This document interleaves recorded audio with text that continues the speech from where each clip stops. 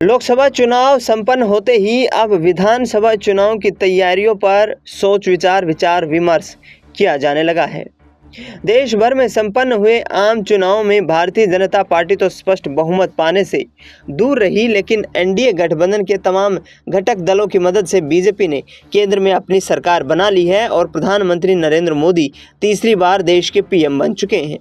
लेकिन इस बीच आपको बता दें कि जिस तरीके से महाराष्ट्र की राजनीति में जो सियासी उठापटक देखने को मिल रही है, वो सियासी उठापटक वाकई कई बड़े संदेश देती है। एकनाथ शिंदे गुट और अजीत पवार गुट केंद्रीय कैबिनेट मंत्रालय न मिलने से काफी नाराज नजर आ रहे हैं। महाराष्ट्र की राजनीति में देखा जाए तो शिवसेना का एक बड़ा सियासी वर्चस्व देखा जाता है।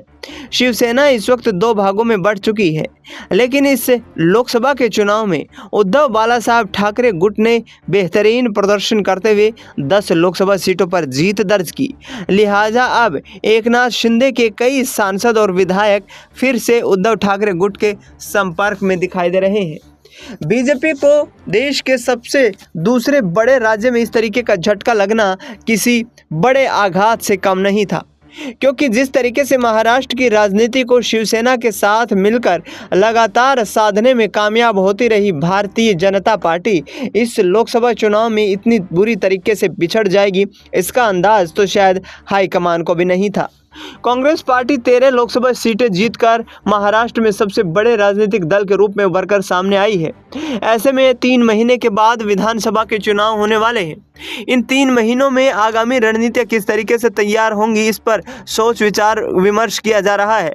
बीजेपी के सहयोगी दलों के रूप में एकनाथ शिंदे और अजीत पवार गुट लगातार नाराजगी बनाए हुए हैं और ऐसे में अपनी पुरानी पार्टियों या अपने पुराने गुटों के साथ फिर से गठबंधन करने की तैयारियां कर रहे हैं। बीते दिनों अजीत पवार और शिंदे गुट के 40 विधायकों की बैठक हुई।